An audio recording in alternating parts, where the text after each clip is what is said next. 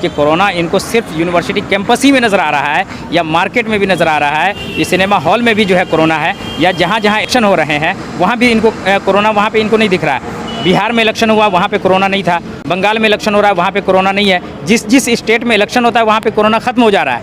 और जहाँ जहाँ जो है यूनिवर्सिटी कैंपस है, चाहे वो JNU हो, जामिया हो, DU हो, अलीगढ़ हो, कोरोना इनको सिर्फ यहीं दिखता है।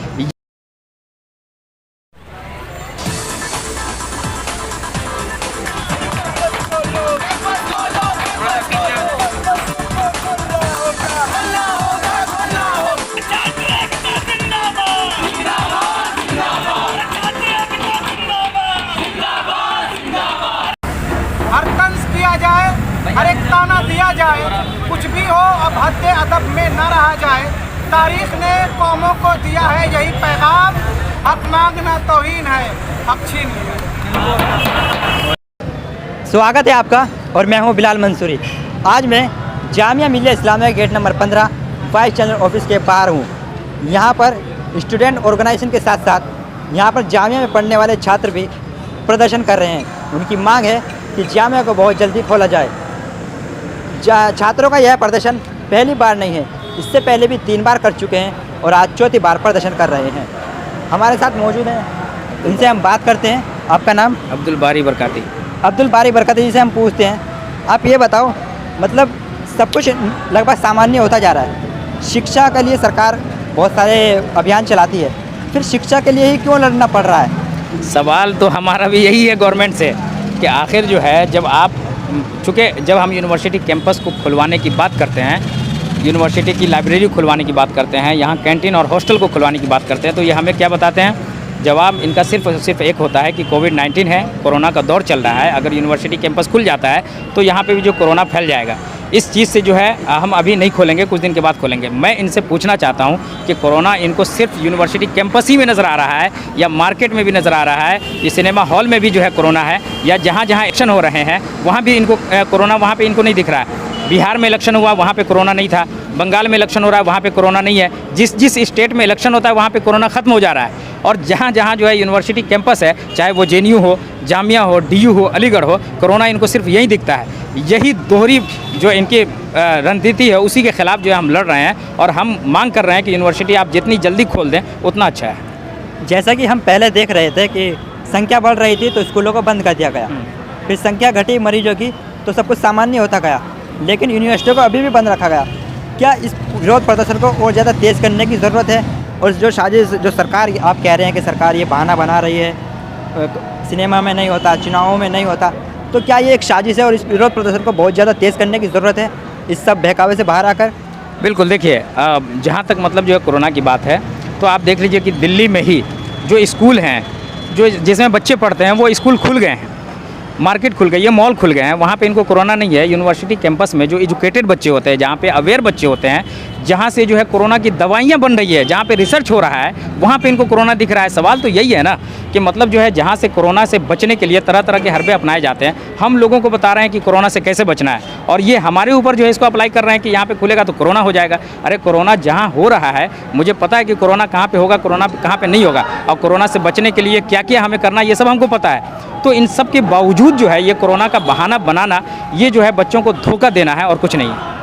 एक बात और मैं यहाँ जानना चाहूँगा कि जैसे ऑनलाइन पढ़ाई चल रही है, ऑनलाइन और ऑफलाइन में क्या अंतर है? बच्चों को कैंपस में किस चीज़ की ज़रूरत पड़ती है? देखिए ऑनलाइन में दिक्कत क्या है, नहीं है, ये तो पूछे ही मत। ऑनलाइन खुद ही एक दिक्कत है, क्योंकि ऑनलाइन में जब आप ऑनलाइन की पढ़ाई करते हैं ऑनलाइन से, तो होता क्या है कि नेटवर्क हमारा इतना यहाँ पे मजबूत नहीं होता है, स्ट्रॉन्ग नहीं है। कभी हमारा नेटवर्क ख़राब होता है, कभी हमारे सर का ख़राब होता है, कभी टीचर की आवाज़ नहीं आती है, कभी स्टूडेंट की आवाज़ नहीं जाती है। तो होता क्या है कि जो चीज़ हम ऑफलाइन में पढ़ने के लिए आराम से मतलब जो उसको समझ जाते थे, वो ऑनलाइन में हम नहीं समझ पा रहे हैं। ऑनलाइन में परेशानी ही परेशानी है। और उसके अलावा ये है कि ऑनलाइन में दूसरी दिक्कत और ये है कि जामिया मिल्लिया इस्लामिया में जो बच्चे पढ़ते हैं वो ज़्यादातर माइनॉरिटी से बच्चे आते हैं। उनके पास इतने पैसे नहीं होते हैं कि वो जो है मल्टीमीडिया ख़रीद सकें, उनके पास इतने पैसे नहीं होते हैं कि वो लैपटॉप ख़रीद सकें, वो इंटरनेट जो है रोज़ाना जो है 4 GB की स्पीड में जो है वो नेट भरा सकें।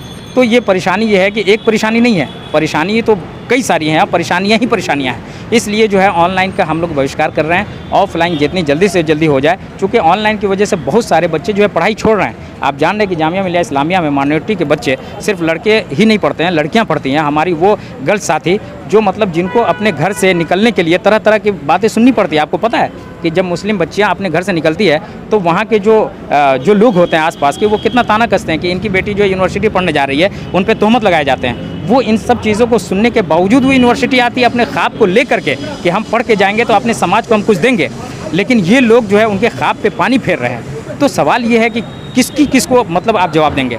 यहाँ पे जो है माइनॉरिटी के बच्चे पढ़ते हैं, उनका जो है आप पढ़ाई रोक रहे हैं। वो बच्चे जो है इतना अफोर्ड नहीं कर पा रहे, इतने पैसे उनके पास नहीं है कि वो पैसे जो है क्या बोलते हैं बटला हाउस और शाहीन बाग जाकिर नगर की जो पब्लिक लाइब्रेरी है उसमें पैसे देकर के वो अपनी पढ़ाई को जारी रख सके। जामिया मिलिया इस्लामिया की लाइब्रेरी हमारे लिए जो है वहाँ पे किताबों का एक्सेस है, वहाँ पे फैसिलिटी हमारे लिए, तो हम उस किताब को लेकर के अपनी पढ़ाई को जारी रख सकते हैं, लेकिन उस पढ़ाई से हमें रोका जा रहा है। एक बात और मैं बता दूँ कि यहाँ पे 5000 स्कॉलर्स हैं, उन स्कॉलर्स में जो है माइनॉरिटी के लोग आते हैं। वो स्कॉलर्स उनको जो है रिसर्च वर्क उनका नहीं हो पा रहा है लाइब्रेरी न खुलने की वजह से। जब रिसर्च वर्क वो नहीं कर पा रहे हैं तो उनका फेलोशिप रुका हुआ है। जब उनको फेलोशिप नहीं मिल पा रहा है तो वो अपनी पढ़ाई छोड़ने पे मजबूर है। इन सब का जिम्मेदार कौन होगा? जाहिर है कि ये जामिया मिलिया इस्लामिया के एडमिनिस्ट्रेशन के लोग हैं, इसके जिम्मेदारों कौन? जैसा कि आप कह चुके हैं कि सरकार का यह एक फार्मूला सिर्फ संख्याओं में ही सीमित है, इनको बाज़ार में, चुनाव सभाओं में और अन्य जगहों पर कोरोना नहीं दिखता है। तो ऐसे में आप आवाज़ और तेज़ करेंगे तो इसको आप और आगे कैसे मजबूत करेंगे और इस फार्मूला को कैसे आप बाइकआउट करेंगे? देखिए, जाहिर मीडिया तो सारा उन्हीं का दिखा रहा है। जाहिर है कि मीडिया हमारे खिलाफ है, मीडिया उनकी ही बात बोलेंगे, और लेकिन हमें पता है कि हमारी आवाज़ को कैसे मतलब जो हम अपनी आवाज़ उन तक पहुंचाएंगे। बड़े अदब के साथ हम इसे गुजारिश करते हैं। हमारी आप स्पीच में सुना होगा आपने कि हमने कभी जो है किसी भी रफ लैंग्वेज का हमने यूज़ नहीं किया। हमारे वो गार्जियन हैं, हमारे सरपरस्त हैं, अपने सरपरस्त से हम गुजारिश ही कर सकते हैं, उनके खिलाफ हम जा कर के आवाज़ नहीं उठा सकते हैं। तो हमारी गुजारिश है कि वो हमारी मांग को जो है पूरी करें, और हम जो बच्चे हैं परेशान हैं उनकी परेशानियों को वो देख करके उसको दूर करने की कोशिश करें। अगर ये दूर नहीं होता है तो आज जाहिर है कि आज हम 100 बच्चों के साथ यहाँ पे हैं, कल 200 बच्चे, 300-400 बच्चे हमारे जो है साथ बढ़ेंगे, और वो अपनी मांग को जब तक के मनवा नहीं लेंगे उस वक्त तक ये प्रोटेस्ट जारी रहेगा। एक बात और मैं यहाँ पूछना चाहूँगा कि जहाँ जो छात्र यहाँ पर प्रदर्शन कर रहे हैं उनकी संख्या पुलिस के मुकाबले कम है और पुलिस की भारी सिक्योरिटी यहाँ पर लगाई है। क्या छात्र उत्पात बचाते हैं? पुलिस की ज़रूरत क्यों है? देखिए, मामला ये है कि सरकार को स्टूडेंट से बड़ा डर है, और सरकार के बैठाए हुए जो लोग हैं हमारे जामिया एडमिनिस्ट्रेशन में, उनको स्टूडेंट से डर है। तो जाहिर है कि दोनों का डर बराबर होगा तो पुलिस की संख्या तो बढ़ेगी ही। तो मामला यहाँ पे ये है, इनको डर जो है क्या बोलते हैं स्टूडेंट से प्रोटेस्ट करने से नहीं, इनको डर इस बात का है कि ये स्टूडेंट अपनी मांग जो है, अपने डिमांड को जो है पूरी करने के लिए जो यहाँ पे आए हैं, ये पढ़ लेंगे तो ये सरकार से भी सवाल करेंगे, एडमिनिस्ट्रेशन के लोग से भी सवाल करेंगे, ये अपना हक मांगेंगे, और ये हक को जो है देना नहीं चाह रहे हैं। तो सवाल ये है कि इनको स्टूडेंट से डर नहीं है, इनके सवाल से डर है, और ये सवाल जो है ये स्टूडेंट हमेशा पूछते रहेंगे, चाहे ये कभी तक, जवाब तो कभी देंगे, ये कब तक के नहीं देंगे। अच्छा, जैसे कि हमारे भारत में देखने में आता है कुछ लोग धार्मिक राजनीति करते हैं, एक तरफ छात्र शिक्षा के लिए लड़ रहे हैं। क्या हमें अभी भी धार्मिक राजनीति को छोड़कर सबको एक साथ एक मंच पर शिक्षा के लिए लड़ने का लिए एक समय आ गया है?